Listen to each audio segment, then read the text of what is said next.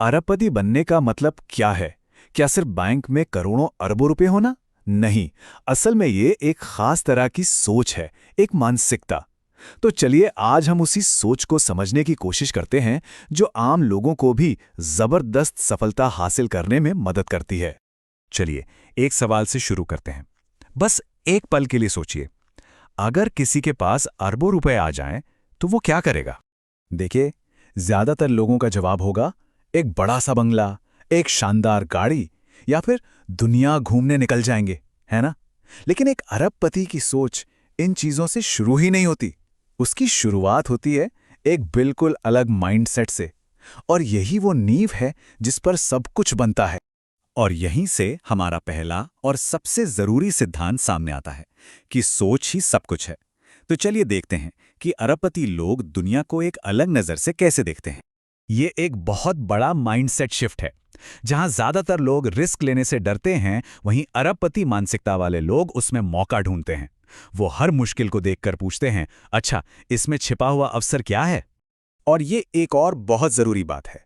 देखिए, पैसा तो कमाया जा सकता है, खर्च हो सकता है और फिर से कमाया जा सकता है, लेकिन समय समय एक ऐसी चीज है जो एक बार चला गया तो कभी वापस नहीं आता। अरबपतियों के लिए हर दिन हर घंटा एक इन्वेस्टमेंट की तरह है। और ये सोच काम कैसे करती है? जरा स्टीव जॉब्स या एलन मस्क के बारे में सोचिए। जब उन्होंने शुरुआत की थी तो लोगों ने उन्हें पागल कहा था, लेकिन उनके दिमाग में एक ऐसा भविष्य था जो किसी और को दिख ही नहीं रहा था, और उनका वही विचार उनकी हकीकत बन गया, जिसने पूरी दुनिया को बदल कर रख दिया। चलिए अब इस बात पर आते हैं कि ये सोच बनती कैसे है। हमारा दूसरा स्तंभ है दूसरों से सीखना, मतलब जो पहले से सफल हैं उनसे सीखने की ताकत। एक कहानी है एक कॉलेज ड्रॉप आउट की। वो एक कामयाब बिजनेसमैन के पास गया और उसने एक बहुत ही सीधा सा प्रस्ताव रखा, क्या मैं आपके लिए मुफ्त में काम कर सकता हूं? और कीमत? 2 साल तक कोई सैलरी नहीं। सोचिए, ये एक बहुत बड़ा त्याग था, लेकिन वो ये जानता था कि उसे वो सीखने को मिलेगा जो पैसे से नहीं खरीदा जा सकता। तो फिर इनाम क्या मिला? 2 साल बाद जब वो वहां से निकला तो उसके पास ऐसी स्किल्स थीं जो शायद 10 साल की नौकरी में भी नहीं मिलती।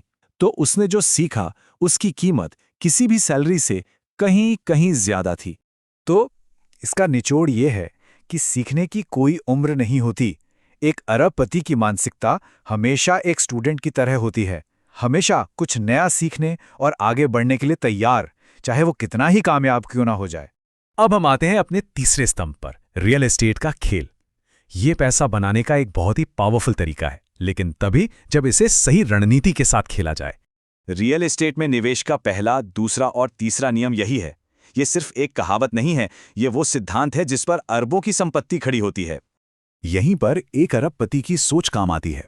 वो वहां प्रॉपर्टी नहीं खरीदते जहां भीड़ पहले से है, बल्कि वहां खरीदते हैं जहां दुनिया जाने वाली है।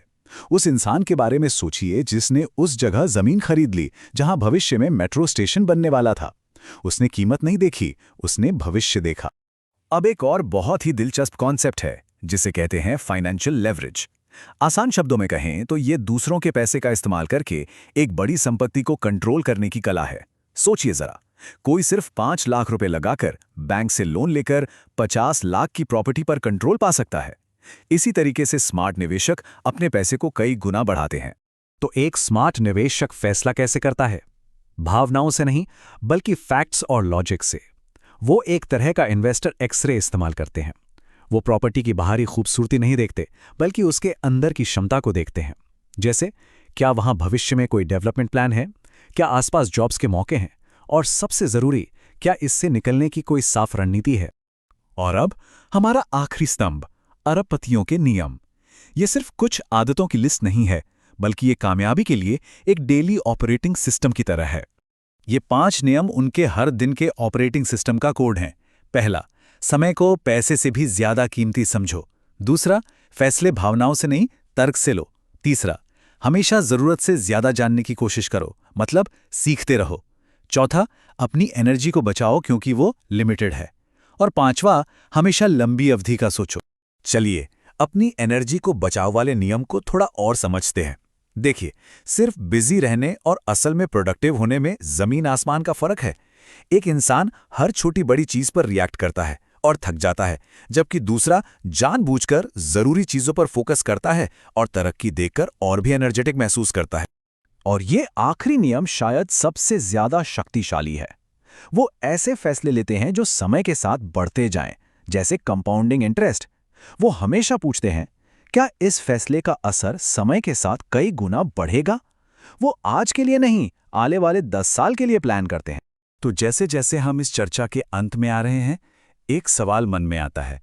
इन सभी बातों को जानने के बाद आज से किसी का पहला अरबपति फैसला क्या होगा?